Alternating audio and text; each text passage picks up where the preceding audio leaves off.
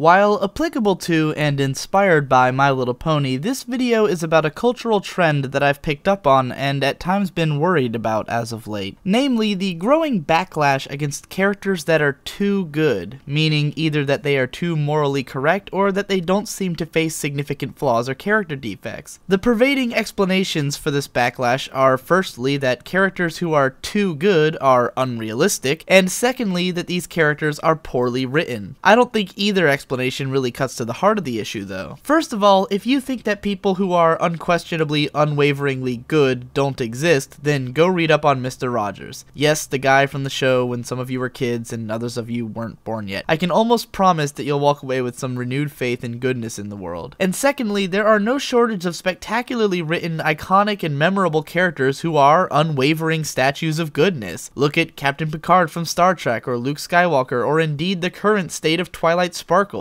These are great characters, not in spite of, but because of their greatness of person. These are characters that we're meant to aspire to be, and whose meaningful transformation into better people we get to witness along the way. Twilight Sparkle didn't start out as a paragon of goodness, she became one by slowly learning the magic of friendship, conquering her anxieties, and emerging as a powerful force of good. She's supposed to be a symbol of what we're capable of, how we can better ourselves, learn from our mistakes and from our friends, and become more rounded, capable individuals. She shows us how we can rise up and seize the reins of history. So why are there so many people claiming that Twilight is boring now that she's conquered most of her problems? Why has this deep, developed, and at this point iconic character been written off by some as a Mary Sue, a derogatory term used for poorly written characters? I think what it comes down to more than anything is that Twilight is difficult to relate to, and by that I don't mean because she's written unrealistically, but that she literally requires the audience to undertake a difficult thing in order to relate to her. Twilight Sparkle is constantly seeking to better herself, and she gradually succeeds. She faces many challenges, both internal and external, and comes out victorious. Yet I see people complaining that they miss the Twilight who was always paranoid and anxious. That's because Twilight's anxiety is what made her relatable and interesting to a lot of people. But in conquering her anxiety, Twilight challenges the audience to do the same. She shows us that in order to ascend to a higher plane of being, we must constantly work to better ourselves, and for many people, that leaves them feeling left behind. Many people feel that they can't better themselves, and a lot of people outright don't want to. The reason some people are upset when villains are reformed is that it suggests the need to change and better ourselves. Phrases like "good guys are boring" suggest glorifying our own lack of desire to be good or to improve ourselves, and the comfort of doing what we want without having to feel that we're underachieving. The fear of change evoked by Alicorn Princess Twilight Sparkle is not only a fear of change happening in the show, but a fear of facing the need to change within ourselves. Those are my speculative ideas on the matter anyway, and I'm curious to hear what you all think. Have you ever felt that you related to Twilight Sparkle? Do you find her personal betterment inspiring, or does it feel like she's left you behind? How about your relationships with other characters?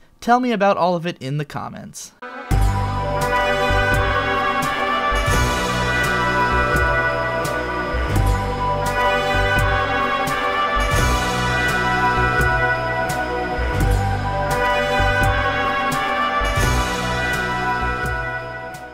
By the way, for those wondering, if it seems like my videos are coming out a little bit further apart, the simple explanation for that is Pokemon.